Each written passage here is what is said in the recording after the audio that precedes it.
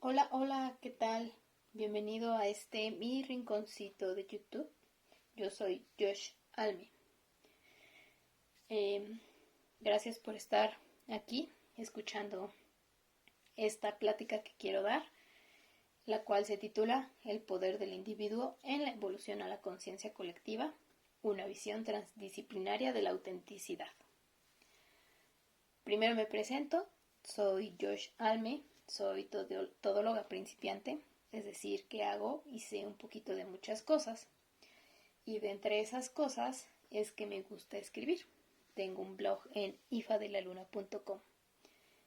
Y hace unas semanas, queriendo sentarme a escribir un artículo que hablara sobre mí y mi versión de niña, fue que me cayó como de pronto mucha información acerca de lo que era la individualidad.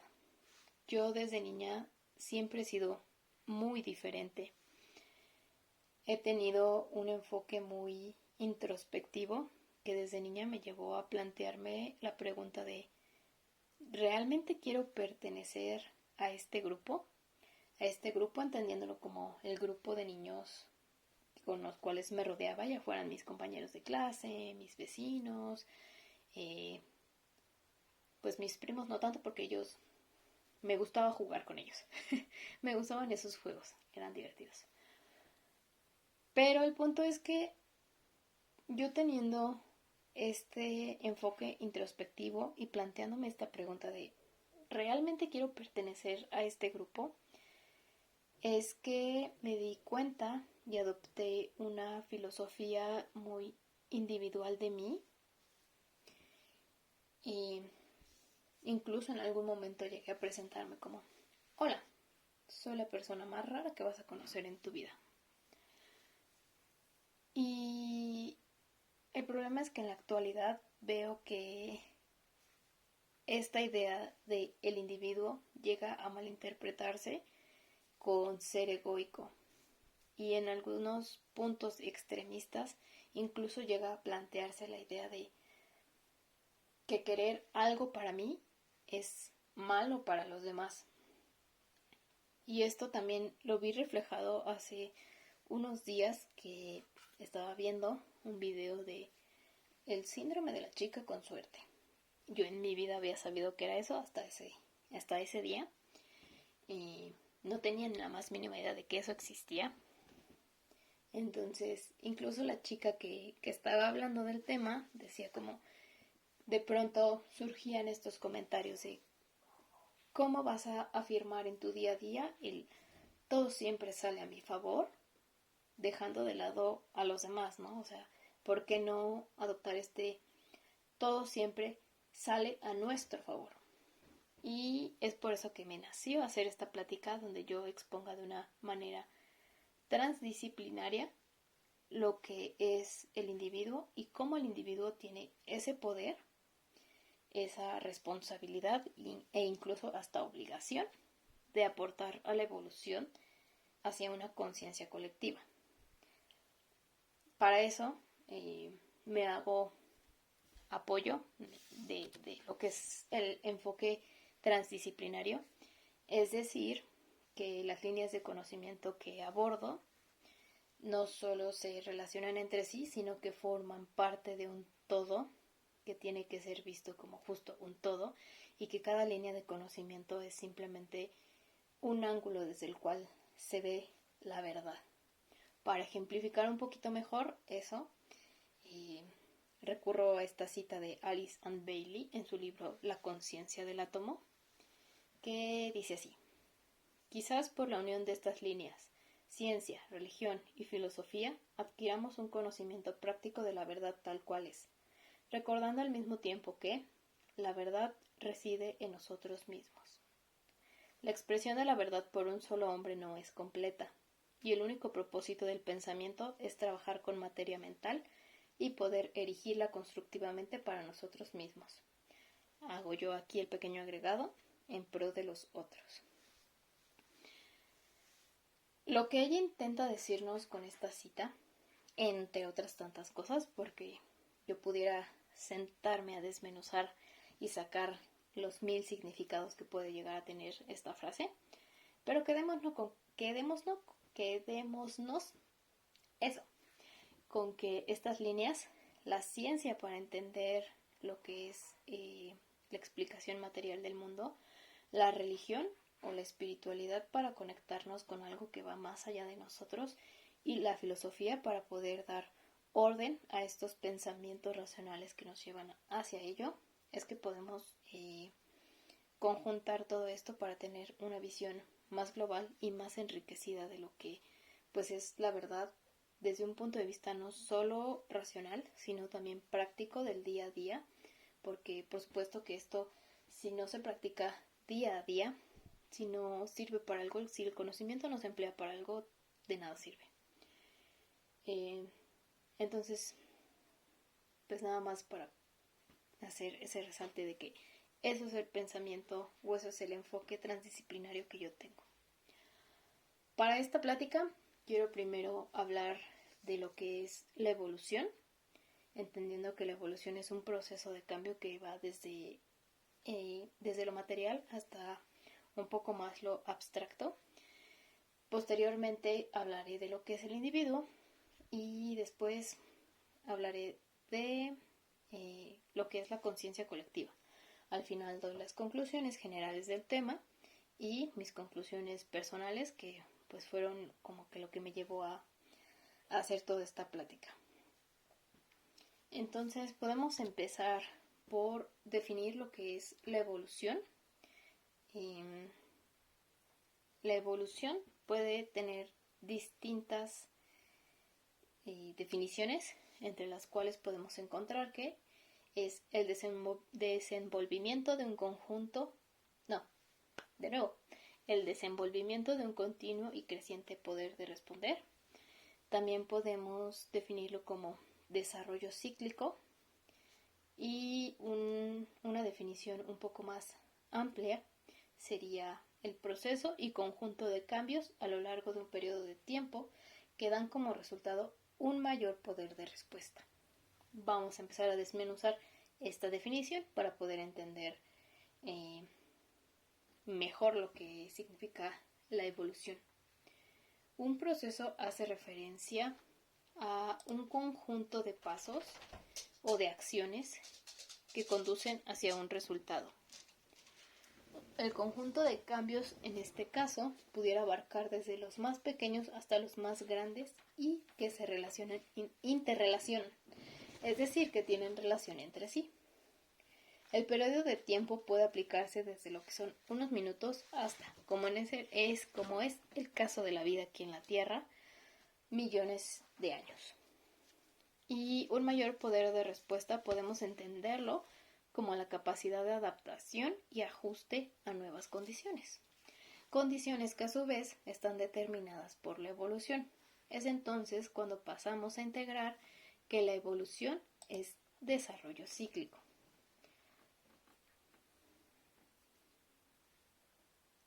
Ahora, vamos a hablar un poco de lo que es el átomo y cómo el átomo se va conjuntando hasta tener estructuras complejas.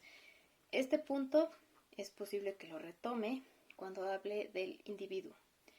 Pero, bueno, sabemos que los átomos en algún punto de la historia, hace no tanto tiempo, se creían que era la parte más pequeña e indivisible de la materia. Entonces, como se tenía esta idea de que eran las moléculas, bueno, no las moléculas, las partículas más pequeñas que componen a la materia, cada átomo es perteneciente a un elemento de la tabla periódica. Sabemos que estos átomos tienen reacciones y que reaccionan de mejor o peor manera con otros átomos de otros elementos para formar moléculas. Aquí doy el ejemplo de cómo es que el sodio en estado puro, al interactuar con el agua, crea una reacción química que es básicamente explosiva. Mientras que el cloro, en su estado también puro, es un gas súper tóxico, pero cuando se conjuntan tanto el sodio, un metal reactivo y súper peligroso, con un gas igualmente letal y nocivo como es el cloro, se conjuntan para crear algo que está en nuestro día a día, que es la sal de mesa. Entonces, estos átomos pertenecientes a cada elemento se conjuntan con otros para empezar a crear estructuras más complejas. De pasar de tener un átomo, pasamos a tener dos átomos conjuntados que crean una molécula. Cuando tenemos un conjunto de moléculas que interaccionan entre sí, hagamos un zoom en esa parte de las moléculas, vamos a pasar a tener que todas esas moléculas crean una célula, dan estructuras que crean organelos y esos organelos crean una célula. Un conjunto de células entonces pasa a crear un tejido y un tejido crea un órgano. Un conjunto de varios órganos crean un sistema, un aparato, y este aparato, estos conjuntos de sistemas y aparatos crean a lo que es un organismo vivo, como lo es en el caso de los animales y el humano. Los humanos, a su vez, un conjunto de humanos van a crear lo que son, pues, sociedades. Entonces es cuando podemos ver cómo desde un átomo súper chiquito, que en algún punto se pensó que era indivisible, se crean estructuras más complejas. Pero ahora bien, tenemos que hablar entonces de que un átomo tiene una capacidad de discernir con qué va a reaccionar para tener una mejor estabilidad y con qué elemento o no reacciona o tiene una reacción desfavorable. Entonces es cuando pasamos a integrar que un átomo es un ente multidimensional. ¿Y por qué digo que un átomo es un ente multidimensional? Tomemos a las propiedades, a las cualidades del átomo como una dimensión cada una. En su momento también nos planteaba la historia que el átomo tenía una dualidad súper marcada, que era la dualidad entre tener materia y ser onda. Esto, para no marearlos y aburrirlos mucho y entrar en detalles muy técnicos, se comprobó con el experimento de la doble rendija, el cual también arrojó mucha luz en su momento y se crearon otras teorías a partir de eso y etcétera, etcétera. Pero el punto es que el átomo tiene esa cualidad de presentar estas dimensiones. Es un objeto material porque pues a través de esa materialidad es que crea las estructuras más complejas y llega a crear lo que es un vaso. Un vaso está hecho puramente de átomos conjuntados que crean estructuras moleculares que dan paso a una sustancia como es el plástico, como lo es el vidrio, y que nos crean una estructura compleja. Y lo mismo pasa con absolutamente todo lo que vemos de manera material. Todos son átomos que se conjuntaron, se ordenaron para crear una estructura más compleja. Entonces, el átomo tiene esta capacidad de discernir, tiene también energía, porque pues sabemos que las ondas, por ejemplo, tiene esta cualidad de onda también, por ejemplo, de onda, de vibración, que viajan y que nos dan al final lo que puede ser el internet, que dan estructuras más complejas, sí, pero que no son necesariamente materiales. Y esto es a lo que me refiero con tener una multidimensionalidad, a que el átomo no es puramente algo material, sino que también es algo que se vuelve relativamente abstracto, o muy abstracto si nos queremos meter en todo el mundo del átomo, llega a ser algo demasiado abstracto, pero el punto es que tiene estas cualidades de poseer energía, de poseer ondas, de tener una información, de tener una temporalidad, de tener vibración, tiene realmente demasiadas dimensiones lo que es el átomo. Ahora bien, ¿qué tiene que ver esto? ¿Qué tiene que ver el átomo con la evolución? Pues bueno, ahora podemos pasar a contrastar que dentro de de lo que tenemos entendido como evolución, lo que más nos enseñaron fue que la evolución era la evolución biológica y que nacía a partir de lo que Darwin dijo en su libro. Se me olvidó su libro. Algo de las especies. Se me olvidó por completo su libro. Qué vergüenza. Pero bueno, tenemos que estas teorías que Darwin planteó dieron como fruto a lo que hoy tenemos entendido como evolución. Sin embargo, fue Lamarck 50 años antes el que empezó a hablar de evolución. Él planteaba que los cambios que se daban en los individuos, para empezar, se daban a lo largo del tiempo. Eran una información que, esto no lo dijo tal cual él, pero estas ideas como... En el momento en el que Lamarck propuso todas estas ideas, no se tenía el conocimiento que se tiene ahora. Ahora se sabe cuáles son los mecanismos por los cuales actúa todas estas teorías que propuso Lamarck. Entonces, él proponía que estos cambios se daban a lo largo del tiempo. Es decir, que un individuo de alguna especie hacía algo diferente, esa información se codificaba en su ADN y sus herederos iban activando en mayor o menor medida ese gen hasta que ese gen estaba como completamente planteado dentro del individuo a lo largo de muchos años y daban esta característica que era fundamental para la evolución. Otra cosa que Lamarck planteaba es que estos cambios evolutivos eran en pro de la cooperación con el ambiente. Para contrastarlo con lo que dijo Darwin, Darwin decía que estos cambios eran cambios espontáneos y que se guardaban los cambios que eran más favorecedores para el individuo en sí. Es decir, que Lamarck proponía un enfoque de cooperación con el entorno, mientras que Darwin fomentaba una idea de competitividad, incluso entre individuos de la misma especie.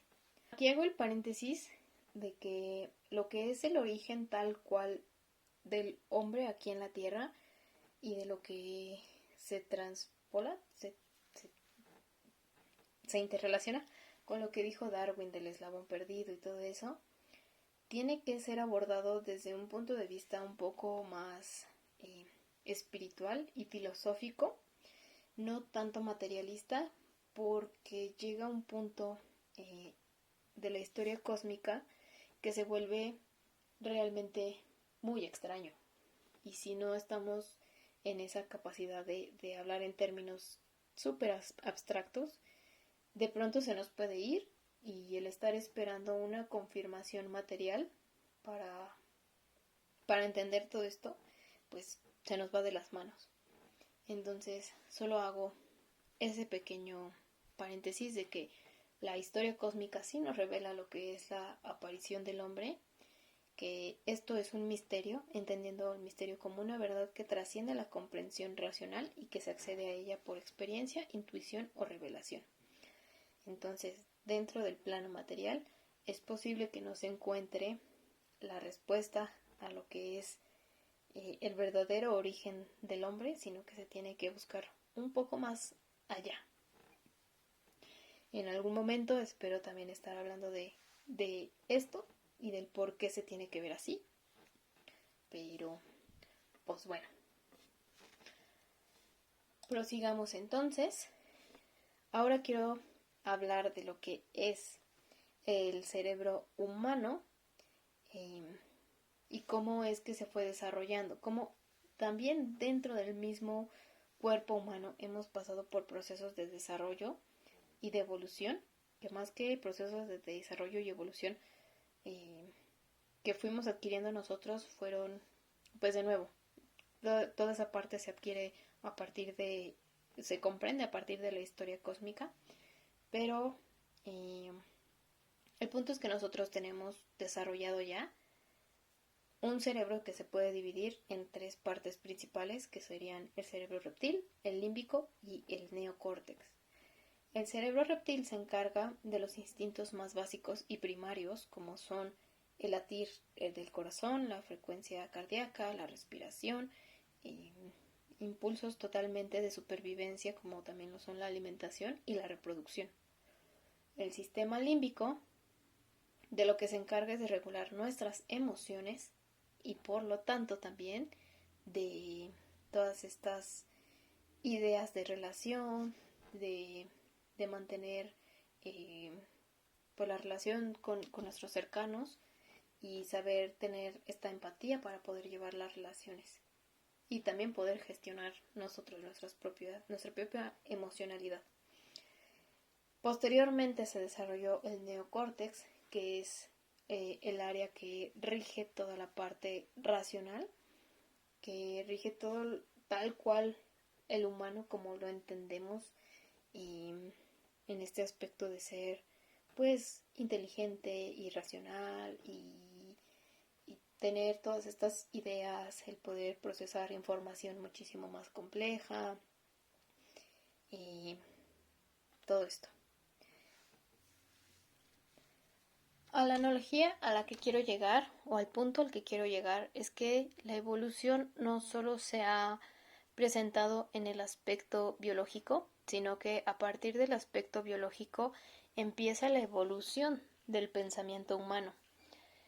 A partir del desarrollo de los cerebros reptil límbico al neocórtex es que se fue evolucionando en el pensamiento humano.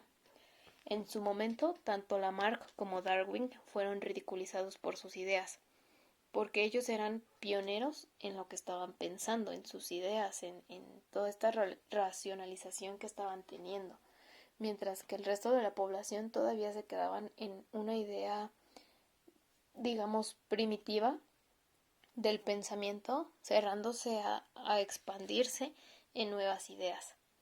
Pero es a través de esta evolución biológica que se da materialmente a partir del cerebro que el humano empieza a pensar de manera más racional, más estructurada, más compleja, para llegar pues a lo que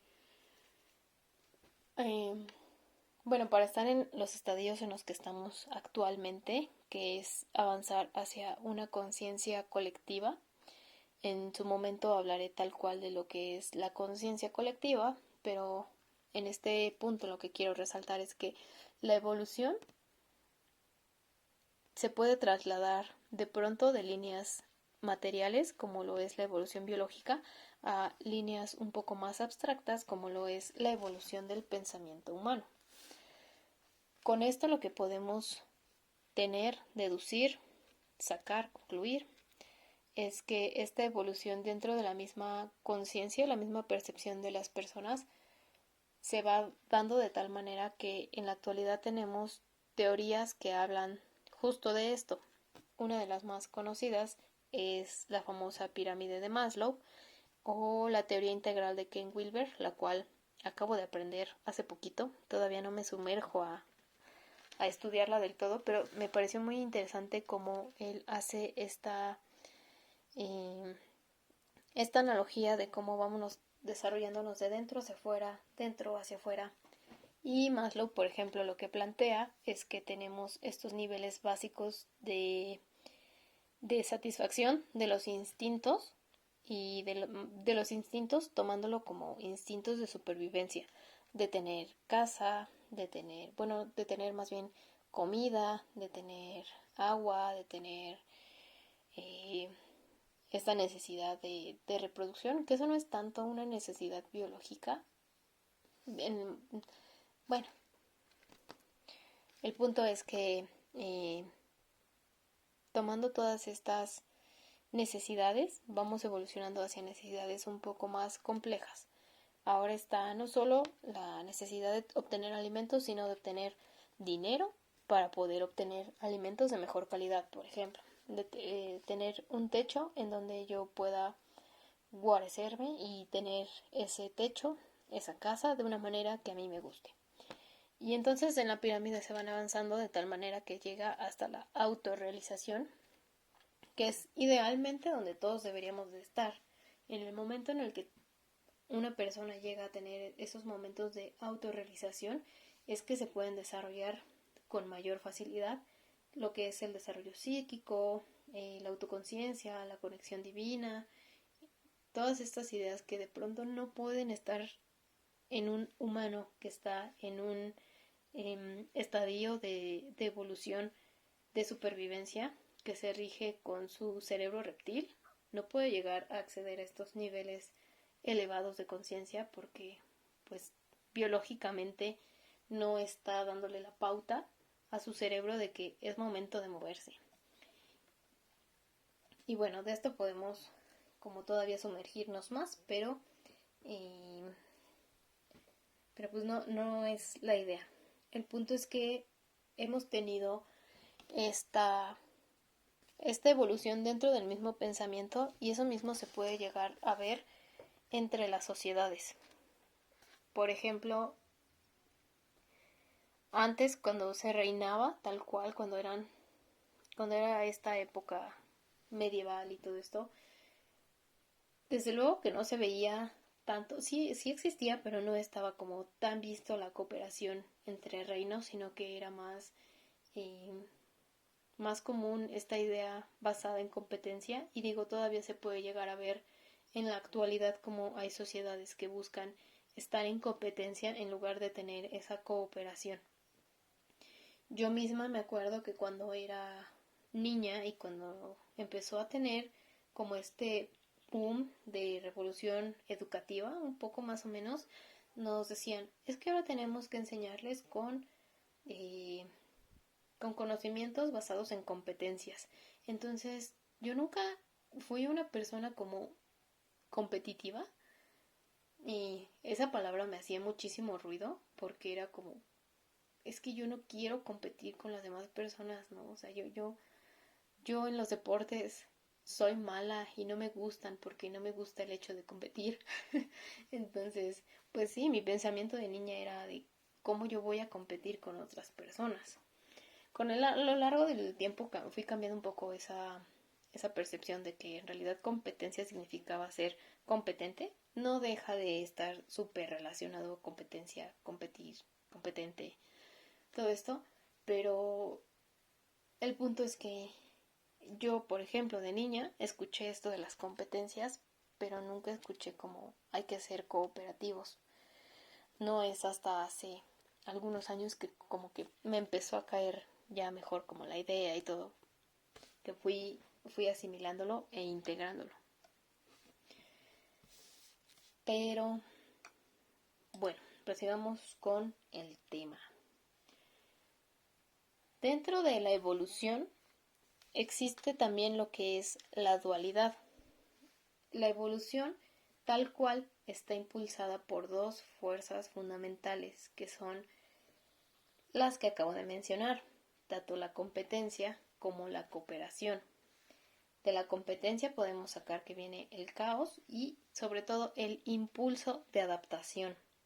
De la cooperación está el orden, la estabilidad y la evolución conjunta. Esto es un yin-yang de la evolución, es un equilibrio dinámico entre lo que es el caos y el orden. En la evolución va a estar dada, por ejemplo, dentro del pensamiento humano, por una sensación de incomodidad, de un punto en el cual como humano sientes que esas ideas que estás teniendo ya no son funcionales en tu vida. Ese caos, ese impulso de adaptación te lleva a adoptar una nueva forma de pensar que sea más estable, que tenga más orden y que por lo tanto dé el paso hacia esa evolución. En la naturaleza esto por supuesto que se puede ver porque la evolución es un proceso global, es un proceso que se da en todos, o sea, es un proceso universal. En la naturaleza estas relaciones de competencia se dan a través de la depredación y el parasitismo. Si un animal no está en esa situación de verse amenazado, no tiene este impulso de evolucionar hacia algo que le permita tener mayor supervivencia, mayor supervivencia y mayor seguridad para sí mismo. Su principal foco va a ser la preservación de la especie. Entonces, si no tiene una incomodidad que lo lleve a desarrollar nuevas maneras de adaptarse, esa especie por completo perece. Eso sería lo que vendría siendo la competencia en la naturaleza, mientras que en la cooperación puede darse también en ejemplos de lo que sería las micorrizas. Las micorrizas son estas redes que se crean y se tejen en los bosques, por ejemplo, los cuales están dados tanto por un hongo como por las raíces de ciertas especies vegetales. Estas raíces actúan como un sistema de comunicación de información, de tal manera que, por ejemplo, cuando un árbol está enfermo, es capaz de transmitir esa señal de enfermedad y entonces todos los árboles que están alrededor o que a lo mejor están incluso un poco más lejos mandan los nutrientes necesarios a través de esa micorriza para poder darle los nutrientes necesarios para que se recupere. Estas micorrizas forman parte de un aspecto fundamental en la naturaleza, sin las cuales los bosques no estarían tan poblados, no serían lo que son, porque a partir de ellos se transmite tanto información como nutrientes, entonces son pues vitales. Y también, por ejemplo, se tiene esta teoría de que lo que son los cloroplastos y los que son los mitocondrias en algún momento de su vida fueron bacterias aisladas que fueron engullidas por otra bacteria más grande, de tal manera que cuando se dieron cuenta de que una aportaba protección, la más grande, y la otra aportaba energía, las mitocondrias, por ejemplo, crearon esta simbiosis y dieron paso a estructuras más complejas de la vida. Actualmente no pudiéramos vivir sin mitocondrias dentro de nuestras células porque sencillamente no hay energía, no hay nada, nos morimos. Entonces, es contrastar que esta dualidad no solo existe en la biología, sino también dentro de todos los procesos de evolución como lo son la conciencia y el pensamiento humano. Repito, si dentro del pensamiento humano no tenemos estas ideas de esta estructura mental que estoy teniendo ya no me sirve, necesito cambiar hacia una nueva, no se da este proceso de evolución. Entonces, me gusta mucho esta cita del Dr. Bruce Lipton en su libro La biología de la creencia, que dice: la distribución de los genes no es una casualidad, es el método que emplea la naturaleza para incrementar la supervivencia de la biosfera. Y hago el contraste también, el contraste y la adición con esta cita de Alison Baylis, de nuevo en su libro La conciencia del átomo. Esto es evolución, el proceso que desenvuelve la vida dentro de las unidades, el anhelo en desarrollo que oportunamente fusiona unidades y grupos, hasta obtener la suma total de manifestación denominada naturaleza o Dios, el conjunto de todos los estados de conciencia.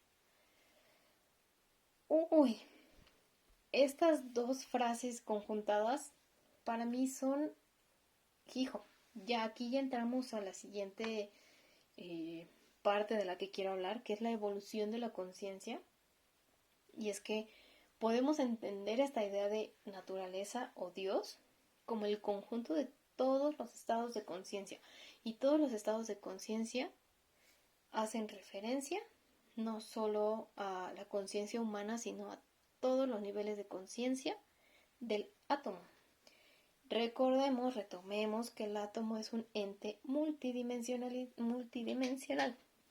Entonces, está en muchos aspectos de la materia. Este átomo tiene la conciencia necesaria para saber con qué reaccionar, con qué no, para poder crear estructuras complejas. Claro que tiene una inteligencia, claro que tiene una conciencia que a lo mejor nosotros como personas, como entes súper más racionales que lo que sería un átomo solo. A lo mejor pudiéramos un poco, se me olvidó la palabra cuando haces algo de menos, pero hacerlo un poco de menos. Pero en realidad no, hay que darnos cuenta que los átomos que están presentes dentro de otras estructuras vivas, y a veces las no vivas, también forman parte de esta naturaleza, de este Dios, de este conjunto de todos los estados de conciencia. Entonces es cuando pasamos a integrar que como esfera, como planeta, realmente estamos todos involucrados en lo que es un proceso evolutivo, y que este proceso evolutivo viene dado de dos fuerzas, que son la fuerza yin-yang, la fuerza del orden y del caos.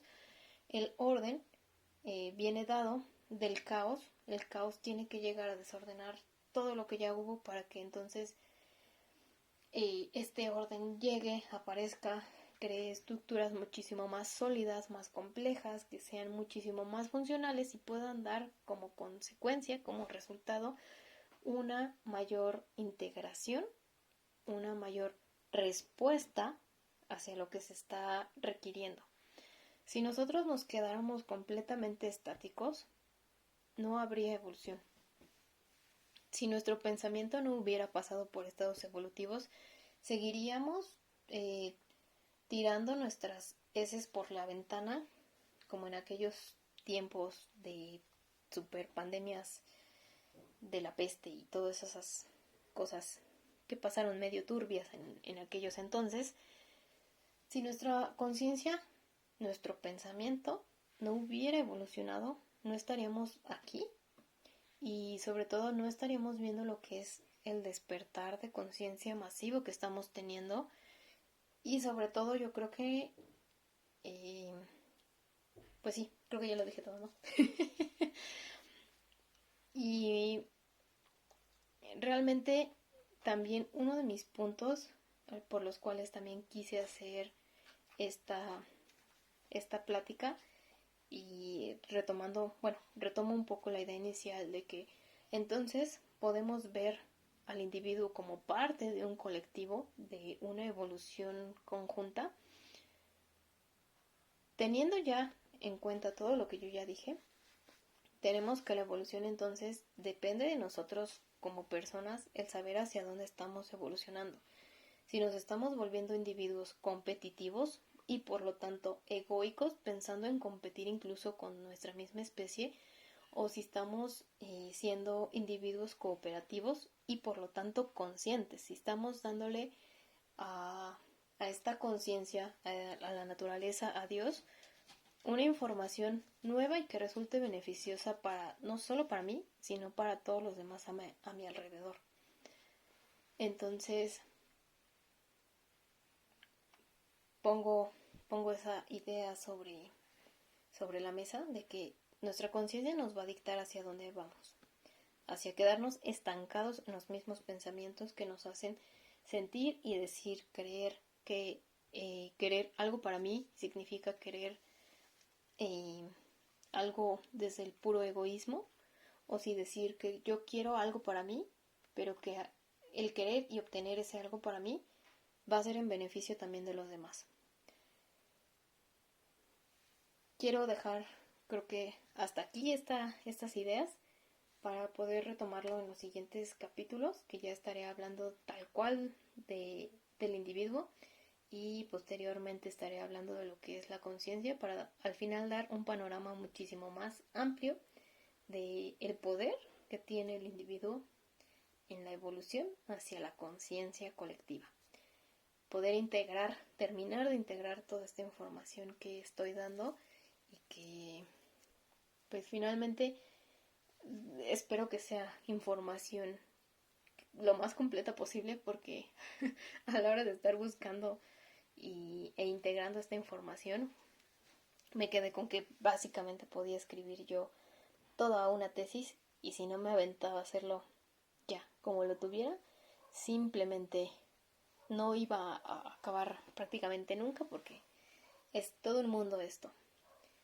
Así que, a modo de conclusión, para terminar esta parte, es integrar que la evolución tiene un desarrollo cíclico a través de esta dualidad que es el orden y el caos, y retomar que el enfoque transdisciplinario, el verlo a través de distintos enfoques, es lo que nos da un panorama mucho más amplio, y que como humanos también estamos pasando por ese proceso de evolución a escalas tanto micro como escalas a lo mejor un poco macro.